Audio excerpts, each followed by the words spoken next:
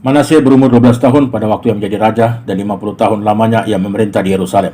Nama ibunya ialah Hefsibah. Ia melakukan apa yang jahat di mata Tuhan sesuai dengan perbuatan keji bangsa-bangsa yang telah dihalau Tuhan dari depan orang Israel. Ia mendirikan kembali bukit-bukit pengorbanan yang telah dimusnahkan oleh Hizkia ayahnya. Ia membangun mesbah-mesbah untuk Baal, membuat patung Aserah seperti yang dilakukan Ahab, raja Israel, dan sujud menyembah kepada segenap tentara langit dan beribadah kepadanya. Ia mendirikan mesbah-mesbah di rumah Tuhan, walaupun sehubungan dengan rumah itu, Tuhan telah berfirman, di Yerusalem aku akan menaruh namaku. Dan ia mendirikan juga mesbah-mesbah bagi segenap tentara langit di kedua pelataran rumah Tuhan. Bahkan ia mempersembahkan anaknya sebagai korban dalam api, melakukan ramal dan talaah, dan menghubungi para pemanggil arwah dan para pemanggil roh peramal. Ia melakukan banyak yang jahat di mata Tuhan, sehingga ia menimbulkan sakit hatinya. Ia menaruh juga patung Aserah yang telah dibuatnya dalam rumah. Walaupun sehubungan dengan rumah itu, Tuhan telah berfirman pada Daud dan kepada Salomo, anaknya. Dalam rumah ini dan di Yerusalem, yang telah kupilih dari antara segala suku Israel, aku akan menaruh namaku untuk selama-lamanya. Terlepas dari upaya dan peringatan tak henti-hentinya dari nabi terbesar sepanjang masa Yesaya dan yang lainnya, orang-orang Yudea tetap mengikuti langkah jahat raja mereka. Kuil dan altar penyembah berhala yang telah dihancurkan di bawah Hizkia dibangun kembali. Bahkan ke dalam kuil suci mereka membawa berhala dan beberapa konsep dasar pemikiran dan tradisi Yahudi yang dipalsukan dan sudah diubah. Raja Manasye melemparkan Yehudia ke dalam kekacauan moralitas dan pelanggaran hukum. Lagi pula, Manasye mencurahkan darah orang yang tidak bersalah sedemikian banyak sehingga dipenuhinya Yerusalem dari ujung ke ujung. Belum termasuk dosa-dosanya yang mengakibatkan orang Yehuda berdosa pula dengan berbuat apa yang jahat di mata Tuhan. Dan bahkan orang suci, Nabi Yesaya tidak luput ketika dia dengan tegas melawan cara jahat Raja Manasye dan para bangsawannya. Nabi Yesaya pun dibunuhnya. Manasye menghentikan studi tentang Taurat karena dia tahu bahwa selama struktur spiritual tradisi itu berdiri kokoh, tahtanya tidak aman. Berulang kali Tuhan mengutus nabi-nabinya untuk memperingatkan raja tentang hukuman yang akan datang, tapi peringatan itu diberikan dengan sia-sia. Manasye yang sayangnya memerintah lebih lama dari kebanyakan raja Yahudi, tenggelam semakin rendah ke dalam sekte dan sihir paling menjijikan dari orang-orang kafir.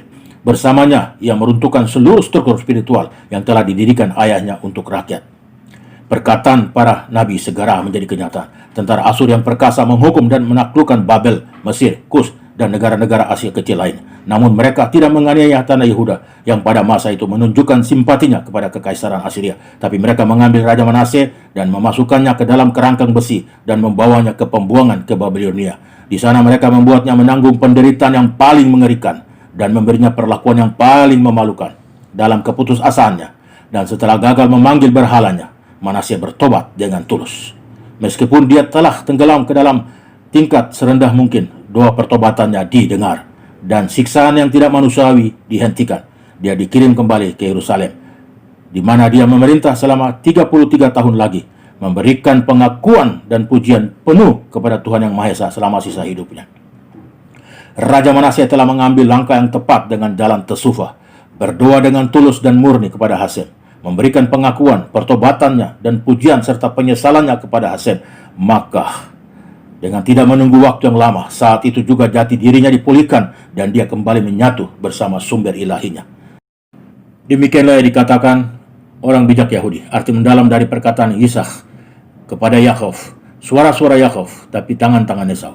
Tidak peduli seberapa jahatnya engkau, seberapa banyaknya dosa dan pelanggaranmu yang engkau lakukan dengan tanganmu, tetapi apabila engkau memiliki DNA Yakov, doamu tembus sampai ke takhta kemuliaan Hasem, dan ketika menyesal dan bertobat dari dosa dan pelanggaranmu dan memanggil nama kudusnya, saat itu juga nesamamu hadir depan Sang Pencipta langit dan bumi, Hakadosh Baruch Hu, yang adalah sumber ilahimu.